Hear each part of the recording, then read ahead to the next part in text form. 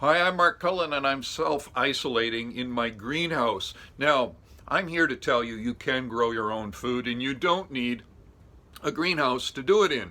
However, having a greenhouse is kind of nice, and I'm going to report to you from my greenhouse every day over the next little while, and sometimes you'll hear from my son, Ben, who doesn't have a greenhouse, and we'll tell you what you need to know to grow your own food.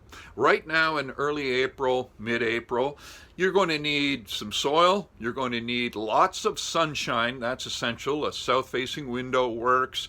You don't need a balcony at this stage, just a south or west-facing window.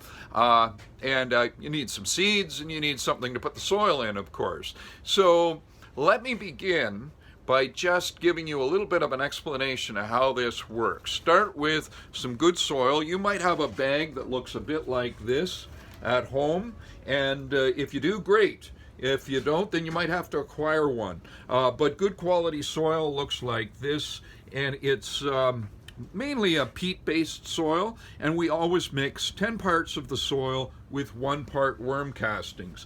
And then, what are you going to plant in? Well, you can actually plant right into an egg carton like this. I did this just yesterday with some broccoli, some wildflowers. Now is the time to plant, or sow rather, tomatoes from seed, and leeks, and pincushion flower, and peppers. And up here I've got some Swiss chard, some more tomatoes, some kale. So you can see there's a ton of stuff that you can be growing from seed right now.